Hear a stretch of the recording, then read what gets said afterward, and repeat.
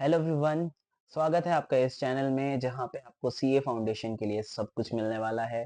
From your study guidance, from motivation to all the study lectures for free of cost with study material obviously. चलिए आज के session को हम लोग start करते हैं। आज के सेशन के अंदर हम लोग देखने वाले हैं और बात करने वाले हैं उन नए बच्चों की जो सीए फाउंडेशन में अभी आना चाहते हैं and they are currently in 12th class. ठीक है। और उसके साथ साथ मैं एक एग्जामिनेशन के आपकी जो फ्रीक्वेंसी में अभी बदलाव आया है उसको भी क्लैरिफाई करूंगा, क्योंकि नेट के ऊपर या आपके ओवर द इंटरनेट और द यूट्यूब और मतलब ये सोशल मीडिया के ऊपर बहुत सारी मिस इन्फॉर्मेशन उपलब्ध है जो आपको फॉलो नहीं करनी है। तो आप मेरी इंफॉर्मेशन पे कैसे यकीन करोगे या ट्रस्ट करोगे? तो आपको हमेशा एक वैलिड नोटिफिकेशन चाहिए फ्रॉम आईसीएआई। ठीक है जी। ICAI, what is ICAI? ICAI जिन बच्चों को नहीं पता उनको मैं बता दूं। ICAI is like a university to you, which is a sole university. एक ही यूनिवर्सिटी है जो आपको सीए कराती है। फ्यूचर में आपसे जो भी रिश्तेदार पूछेगा कि आप सीए कहाँ से कर रहे हो, तो you have to answer ICAI. दुनिया में और कोई बॉडी नहीं है जो भारत में सीए प्रोफेशन को रेगुलेट करती हो आईसीएआई के अलावा। ठीक है जी। और इसके साथ साथ मैं आपको एक चीज और बताऊंगा, what are the cut off dates registration की ऑब्वियसली। और इसके साथ साथ 12th वालों को मैं ये गाइड भी करूंगा कि आपको कौन सा अटेम्प्ट के लिए जाना चाहिए अगर आप ऑप्ट करना चाहते हैं सीए 12th के जस्ट बाद, जो लोग बच्चे अभी 12th में हैं। चलिए स्टार्ट करते हैं हम लोग। ठीक है जी, अपना सेशन देखिए सर। तो सबसे पहले मैं बात करूंगा आपके साथ में एग्जाम टाइमलाइन की। This is your exam timeline. ठीक है जी। एग्जाम टाइमलाइन पहले क्या होता था सर? पहले अपने पास पहले एग्जाम टाइमलाइन के अंदर पूरे ईयर में दो एग्जाम हुआ करते थे। कितने एग्जाम? दो। First one in May and second one in November. और दोनों के बीच में ना 6 महीने का गैप होता था। ठीक है जी। 6 महीने के गैप से क्या समझते हैं आप कि आप अगर एक बार एग्जाम दे देते हैं तो दूसरा एग्जाम जो आप दे पाएंगे वो दे पाएंगे after a period of 6 month only. ठीक है जी। और अब क्या कर दिया इंस्टीट्यूट ने? अब एग्जाम टाइमलाइन में थोड़ा सा बदलाव है। तो अब क्या बदलाव हुआ है? ये जो 6 महीने का पीरियड था और ट्वाइस फ्रीक्वेंसी थी, इसको बदल के अब थ्राइस कर दिया है। थ्राइस का मतलब now you would have examination 3 times a year. 3 times a year. तो मैं केवल बात अभी सीए फाउंडेशन की कर रहा हूँ। ठीक है जी। ये सब हम लोग जानते हैं ऑलरेडी, या आप नहीं भी जानते तो मैं आपको बता दूं कि आपके पूरे कोर्स के अंदर there are 3 levels, right? First one is foundation, second one is intermediate, which is called also inter in short, and final your final stage will be called final. ठीक है जी। तो हमारे पास फाउंडेशन है which is more like a entrance exam, फिर हमारे पास intermediate है, then हमारे पास final है। तो ये जो थ्राइस वाली जो फ्रिक्वेंसी हुई है एग्जाम की वो खाली फाउंडेशन और इंटर के लिए हुई है, नॉट फॉर फाइनल। ठीक है। फाइनल अभी भी 2 बार ही होता है एग्जाम साल के दौरान, हालांकि हमें अभी फाउंडेशन पे फोकस करना है। तो अब फ्रिक्वेंसी क्या हो गई? एक एग्जाम आपका फर्स्ट साइकिल होगी जनवरी में, सेकेंड साइकिल आपकी होगी मई में या जून आप बोल सकते हो उसको, and third cycle would be in September. ठीक है। सर मैंने मई स्लैश जून क्यों लिखा? क्योंकि सर नोटिफिकेशन में ही इंस्टीट्यूट ने यही बात आपको बताई है ना। Institute, what does institute want? Institute का प्लान क्या है? इंस्टीट्यूट चाहती है कि एग्जाम साल में हो 3 बार। ठीक है जी। और ऐसा वो क्यों चाहती है मैं अभी आपको वो भी क्लियर कर देता हूँ। ऐसा वो इसलिए चाहती है क्योंकि पहले एक स्टूडेंट की आप सोचो, फाउंडेशन में अपने पास 4 सब्जेक्ट है, ठीक है, उसके ऊपर अभी हम आते हैं, लेकिन आप ऐसा भी समझ लो कि 4 में से उसने 3 के लिए खूब अच्छा प्रिपेयर किया, but due to one subject he got failed. ठीक है। क्योंकि आपको क्राइटेरिया भी मैं भी थोड़ी देर में समझाऊंगा कि पास होने के लिए हमें क्या चाहिए होता है। ठीक है। तो चार मतलब हमें एक तरीके से आप समझ लो कि हमें 100 में से 40 नंबर लाने हैं टू गेट पास। ठीक है। तो 40 नंबर मान लो एक सब्जेक्ट में नहीं आए और बाकियों में उसके बढ़िया नंबर आए, वो पास होने लायक बच्चा बन गया। तो अब अगर एक में भी वो फेल हो गया तो उसको 6 महीने इंतजार करने के बाद दोबारा पेपर देना पड़ेगा, due to this only one subject. 3 उसके पेपर हैं अच्छे से और अच्छे नंबर भी आए हैं और दोबारा भी आ सकते हैं, लेकिन अभी 6 महीने तो वेस्ट हो रहे हैं उसके एक सब्जेक्ट के लिए। माइट पॉसिबल कि वो जो 3 सब्जेक्ट उसने प्रिपेयर करे थे वो भी उसके फेल हो जाए, है ना, क्योंकि इतने लंबे पीरियड में बिना प्रैक्टिस के हो सकता है वो उसमें भी फेल हो जाए आने वाले समय में। तो दैट इज वन थिंग। तो आपको ये बात समझनी है अच्छी तरीके से कि भाई ये लंबा जो पीरियड था 6 महीने का, इंस्टीट्यूट ने भी मतलब करा, एक तरीके से देखा और समझा, और इसलिए इस पीरियड को डिले कर दिया, डिले मतलब सॉरी कम कर दिया। और कम करने के बाद ये पीरियड अब कितना हो गया, 4 महीने का। सर 4 महीने कैसे, ऐसे 12 महीने का आपका साल है, और हर 4 महीने में एग्जाम होने हैं, इसलिए 3 बार हो रहे हैं। तो जनवरी, फेब्रवरी, मार्च, अप्रैल, you got 4 months, 1 2 3 4, then you have your exam in May, then you got your June, July, August, then you have your exam in September। But ऐसा हो सकता है कि एग्जाम मई के बजाय जून में हो, बट अगला एग्जाम सितंबर में ही होगा, इसलिए मई स्लैश जून लिखा हुआ है यहाँ पे। ठीक है, कभी कभी ऐसा भी कुछ लोग बोल रहे हैं कि इंटर के एग्जाम मई में होंगे और फाउंडेशन के एग्जाम जून में होंगे। So this can also be possible. This solely depends upon the ICAI for your examination conduction. But जनवरी और सितंबर की डेट तो फिक्स है। ठीक है जी। अब बात कर लेते हैं हम लोग अपने सब्जेक्ट्स की। तो what are the subjects under CA foundation? First subject we have is accounting. मोटे मोटे अपने पास अकाउंटिंग सब्जेक्ट हैं, सबसे पहला। सेकंड हमारे पास लॉ है। ठीक है जी। थर्ड अपने पास what do we have in third, देखते हैं एक बारी। थर्ड में अपने पास इको है, एंड फोर्थ में अपने पास मैथ्स है। मोटे मोटे यही सब्जेक्ट है। ठीक है, आप डिटेल में जाओ, किसी में भी जाओ, मोटे मोटे तो यही सब्जेक्ट है मेरे भाई। ठीक है जी। मैथ के अंदर लॉजिकल रीजनिंग वगैरह भी अपने पास है, और स्टैट्स भी अपने पास है, बट नो इश्यूज। अकाउंटिंग और लॉ ये दोनों पेपर आपके सब्जेक्टिव हैं। सब्जेक्टिव का मतलब these exams you have to write, है ना, राइट करने पड़ेंगे, लिखने पड़ेंगे, जैसे आपके अभी 12th क्लास में एग्जाम होते हैं। Economics and mathematics are the objective ones, means you have to just tick the right answer. ठीक है जी। तो ये अपना थोड़ा थोड़ा सेटिंग मैंने आपको एग्जाम की बताई कि किस तरह एग्जाम जो है वर्क करते हैं सीए में। ठीक है, तो अभी मैं आपको बताता हूँ कि आपके पास क्लास 12th में कौन से सब्जेक्ट हैं। सर क्या बता रहे हो, क्लास 12 के तो हमको पता ही है, मैं इसलिए बता रहा हूँ so that you can get an idea what are the things that are common.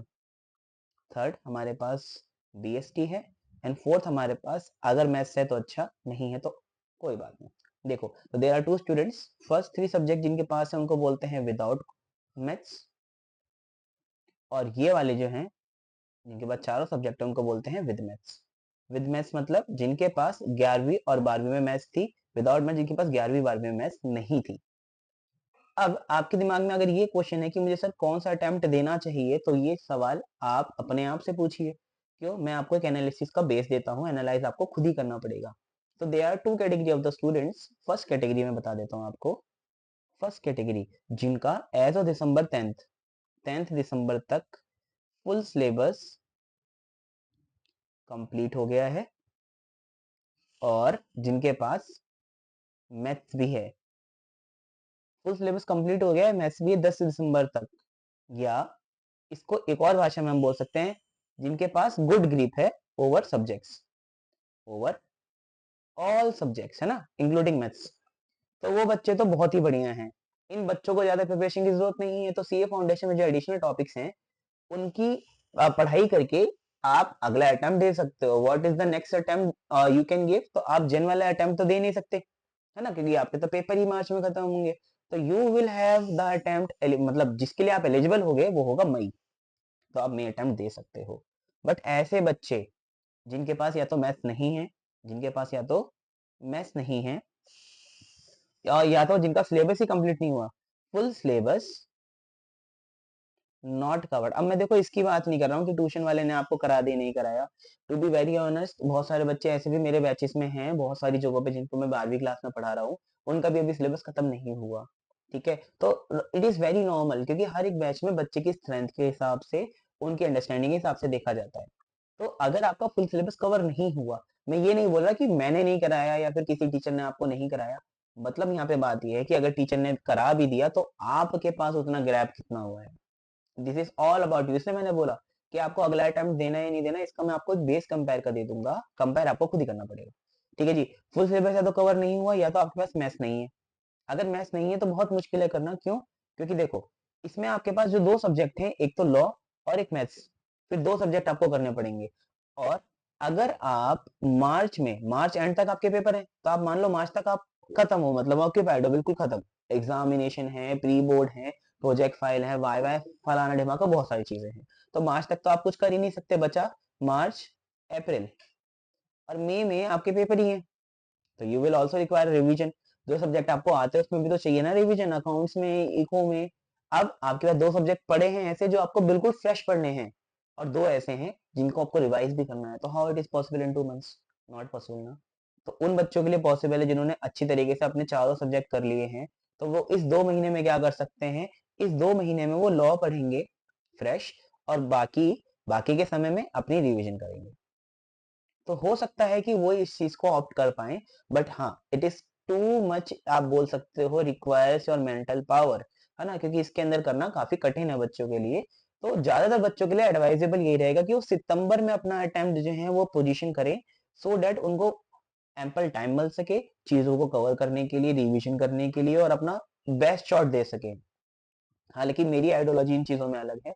मेरी क्लास के अंदर बहुत सारे बच्चे मुझे ऐसा लगता है जिनको मैं अभी 12वीं में पढ़ा रहा हूँ, जिनको मैं खुद भी पुश करता हूँ। ठीक है, हो सकता है आप में से भी बहुत सारे बच्चे ऐसे हो जिनको मैं पढ़ाता हूँ वो ये वीडियो देख रहे हैं। मैं उनको खुद भी पुश करता हूँ जब मुझे लगता है कि हाँ भाई ये स्टूडेंट जो है वो मई या जून में एग्जामिनेशन निकाल सकता है, तो मैं उनको पुश करता हूँ और उनको चीजें उस हिसाब से मैं लेके चलता हूँ। तो ऐसा करने से क्या होता है, जब आप प्रेशराइज होते हैं, आपका अभी नया दिमाग है, तो प्रेशर में योर दिमाग goes up to your at least 70% efficiency पे तो पहुंच ही जाता है। 100% तो नहीं पहुंच पाएगा, लेकिन 70% तो पहुंच ही जाएगा। तो 70% में you clear what you can not clear in your normal efficiency. अब सितंबर में क्या होता है, सितंबर में ये बच्चा रिलैक्स हो जाता है, चीजें छोड़ देता है, सोचता है अबे आती है तो जाने दे, पार्टनरशिप अबे बहुत बार पढ़ लिया छोड़ दे। तो ये चीजें जो है वो आपको दिक्कत देती है। आप प्रेशर में पढ़ते हो तो आप you cover everything in detail. तो दिस इज द डिफरेंस। आपको अब चूज करना है कि आप कौन सी कैटेगरी में आते हो, 1 में या 2 में। मैं 2 वालों को तो बिल्कुल एडवाइस नहीं करूंगा कि आप अपना अभी नेक्स्ट वाला अटेम्प्ट दो, आप पोजीशन करो अपना अटेम्प्ट, सितंबर में अच्छे से पढ़ाई करो और then you go for the attempt. But जिन लोगों को लगता है कि yes we can do something, we have to like pressure our mind and we can achieve something in this shorter period, तो भाई वो करना, लेकिन जोश में मत आना। जब तक आपका फुल सिलेबस अगर कवर नहीं हो 10 तारीख तक, तो जोश में आने की जरूरत नहीं है, फिर आपसे ये चीज नहीं हो सकती, क्योंकि 99% स्टूडेंट नहीं कर पाते। इफ यू आर लाइक 1% ऑफ 100, तो हाँ आप कर सकते हो, ताकि आपको ये भी ना लगे कि यार सब तो ऐसे बोल रहे हैं। हाँ भाई देखो, जो चीज प्रैक्टिकल है मैं वही बोलूंगा। बेफालतू की बटरिंग आपको कर दूं कि भाई आपने कोई बात नहीं, मैथ्स भी नहीं ली, आपको लॉ भी पढ़ना है, लेकिन कोई बात नहीं, शेर है आप कर लोगे, शेर है आप कर लोगे, वीर है आप कर लोगे, तो इस बात की कोई भी वैल्यू नहीं है। CA is exam where no one gives exam without studying, है ना। पढ़ने के बाद भी बच्चे फेल होते हैं, जो बच्चा पढ़ता ही नहीं वो एग्जाम ही नहीं देता। जो एग्जाम दे रहे हैं इट मीन्स उन्होंने पढ़ा है और वो सीरियस है, फिर भी वो फेल होते हैं। This is the reason, because आप पोजीशन अपना अटेम्प्ट सही से नहीं करते। कोई कोई बोलता है कि सर अटेम्प्ट दे लेते हैं एग्जाम को पता ही चलेगा, नहीं भाई, एग्जाम आपको ऐसे नहीं देना, अटेम्प्ट वेस्ट नहीं करने। You have to make sure the shot you are giving is the best shot of your life. तो आपको एग्जाम वेस्ट नहीं करने हैं ना अटेम्प्ट वेस्ट करने हैं। एग्जाम दे के देखना क्या होता है। Nothing is there like this in this exam. CA foundation, CA foundation के पिछले साल के पेपर हर जगह उपलब्ध हैं। आप वहां से फटाफट देख के अंदाजा लगा सकते हो पेपर कैसे आते हैं। स्कैनर नाम की एक किताब आती है, वो खरीद लो, उससे पता चल जाएगा। तो भाई ऐसा आपको अपने अटेम्प्ट वेस्ट नहीं करने हैं। ठीक है, मैं तो आपको ये एडवाइस दूंगा एज योर टीचर, ट्यूटर, बड़ा भाई, छोटा भाई, जो भी आप समझते हो, जो भी आप अपने लेवल पे रखना चाहते हैं। ठीक है जी।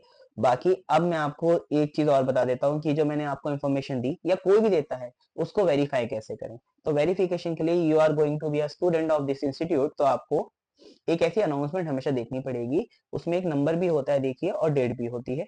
24 अप्रैल को अनाउंसमेंट आई थी, आप वेबसाइट पे जाके भी क्रॉस वेरीफाई कर सकते हो, वहां पे भी मिलेगी इसी डेट पे। ठीक है जी। अब इसमें क्या है, इसमें लिखा हुआ है कट ऑफ डेट। तो आपको यहाँ पे बताया गया है कि अगर आपको देखो, अब अगर आप फर्स्ट कैटेगरी वाले बच्चे हो जो एग्जाम देने जा रहे हैं, कब, मई में या जून में, तो उनके लिए कट ऑफ डेट क्या है। या सेकंड बच्चे जो हैं अपने जो एग्जाम सितंबर में देंगे उनके लिए डेट क्या है। Cut off date means the date जहां पे आपको रजिस्ट्रेशन करा लेना चाहिए, वरना आप एलिजिबल नहीं होगे। तो देखो इसमें क्या लिखा हुआ है, इसमें लिखा है institute has decided that from May June 2024 inter and foundation exam will be held thrice, है ना, यही बात मैंने आपको बताई, यही बात यहाँ पे भी लिखी है, थ्राइस होंगे in the month of May June, मैंने जैसा बताया, सितंबर और जनवरी। ठीक है जी। From the existing practice of twice a year, अभी 2 होते थे अभी 3 होंगे, लेकिन सीए फाइनल में ट्वाइस ही रहेगा, ये मैंने आपको बता दिया। इसके बाद अब जो बच्चे एलिजिबल हैं, एलिजिबल बच्चे कौन से हैं देखो। एलिजिबल बच्चे मतलब जिन्होंने मिनिमम पीरियड ऑफ 4 मंथ पहले रजिस्ट्रेशन करा है, तो मतलब आपको एग्जाम से 4 महीने पहले एटलीस्ट रजिस्ट्रेशन कराना है। If you have exam in May, that means you have to register yourself in January itself, right? January, February, March, April, then you will have exam in May, right? तो यहाँ पे लिखा है on और before first day of the month in which the examination is held. तो मतलब जिस दिन एग्जाम है उससे 4 महीने पहले, ठीक है जी। ओके, ऐसी इंटरमीडिएट के बारे में भी दिया हुआ, लेकिन इंटरमीडिएट का पीरियड जो है वो आपका 8 मंथ होना चाहिए। तो आपके इंटर एग्जाम से 8 महीने पहले रजिस्ट्रेशन आपको कराना जरूरी है, ठीक है जी। अब यहाँ पे लिखा हुआ है last date for registration in foundation course for appearing in September. सितंबर के लिए डेट है 1 मई। जैसे मैंने बताया यार, सितंबर में पेपर दोगे तो 4 महीने पहले ही तो कराओगे, 4 महीने पहले मतलब 1 मई, ठीक है जी। और the last date for registration in intermediate course January 25 के लिए 1 मई। तो यहाँ पे सितंबर के फाउंडेशन एग्जाम के लिए डेट क्या बताइए? 1 मई। क्या बताइए सर, देख लीजिए, 1 मई। तो सर जो बच्चे आपके देना चाहते हैं पेपर मई या जून में, उनकी डेट क्या है? उनकी डेट सर 1 जनवरी से पहले पहले होनी चाहिए। कितनी होनी चाहिए सर? 1 जनवरी से पहले पहले। ओके सर, ठीक है। तो 1 जनवरी से पहले मतलब हाँ, आपकी जो रजिस्ट्रेशन डेट है वो 1 जनवरी से पहले पहले होनी चाहिए। फॉर्म हमेशा निकले रहते हैं यार, फॉर्म की कोई डेट नहीं है, लेकिन आप जिस दिन भी रजिस्ट्रेशन लेते हो उसी दिन से आपका अटेम्प्ट डिसाइड होता है। तो अभी बच्चे मेरे ख्याल से तो आपने रजिस्ट्रेशन ले लिया होगा या लेने वाले होंगे जिनको पेपर देना है मई या जून में। तो मैंने आपकी इस वीडियो में सारी इंफॉर्मेशन देने की कोशिश करी है फ्रॉम स्टार्टिंग टू एंड। तो मैंने क्लास 12th वालों को भी गाइड करने की कोशिश करी, एग्जाम फ्रीक्वेंसी भी क्लैरिटी दे दी कि अब 3 बार होंगे, कौन कौन से महीने में होंगे वो भी बता दिया। इसके बाद कट ऑफ डेट भी मैंने आपको बता दी कि कब तक आपको रजिस्ट्रेशन ले लेना चाहिए। और एग्जाम डेट तो आपको टाइम टू टाइम इंस्टीट्यूट ही बताएगा इसी तरह की नोटिफिकेशन में। देखो यहाँ पे जिस सर वेबसाइट भी लिखी है e-services.ici.org, इस पे जाके आप अपना रजिस्ट्रेशन कर सकते हैं। वहाँ पे एक गाइड है पूरा, वहां से देख के भर सकते हैं फॉर्म। और आज के बच्चों को तो कुछ बताने की जरूरत नहीं है। हमारे समय पे तो बहुत चीजें हुआ करती थी कि यार फॉर्म कैसे भरें, जमा कैसे करें, डीडी कहाँ से बनवाएं। अब तो कुछ भी नहीं, जैसे आप अमेजोन पे शॉपिंग करते हो वैसे ये फॉर्म भरना है, जमा करना है, पैसे देने हैं, यू आर डन, बुक्स घर पे आ जाएंगी। जब मैं पढ़ाई करता था तो बुक्स इंस्टीट्यूट से कंधे पे लाद के लेके आनी पड़ती थी, इतनी मोटी मोटी 4 किताबें। मेरे समय पे सीपीटी हुआ करता था तो लेके आना काफी मुश्किल पड़ता था। ठीक है जी, अब मैं इस चैनल पे आपको और भी बहुत सारा कंटेंट दूंगा, जैसे कि क्लासेस, ऐसी बीच में अपने गाइडेंस वीडियो। तो मैं आपको हर एक चीज from time to time provide कराऊंगा, आप उस चीज की बिल्कुल भी टेंशन मत लेना, ठीक है। अभी इसके बाद हम लोग अकाउंट्स की रिवीजन लेक्चर भी लेके आने वाले हैं, जिसके अंदर मैं आपको पूरा सीए फाउंडेशन का अकाउंट्स का लेक्चर, मतलब सॉरी कोर्स रिवीजन कराऊंगा with proper question from module and examples. तो stay tune with the channel, subscribe कर लेना अगर नहीं किया है। ये वीडियो अपने दोस्तों के साथ शेयर कर देना। अगर आप इंटरमीडिएट में हो तो अपने फाउंडेशन वाले बच्चों के साथ कर देना, फाउंडेशन में हो तो इंटर वालों के साथ कर देना। फाइनल के लिए इसमें कुछ है नहीं, तो अगर आप फाइनल के लिए हो तो इंटर और फाउंडेशन के साथ कर देना। स्टे ट्यून्ड, थैंक यू, मिलते हैं अगली वीडियो में, बाय बाय।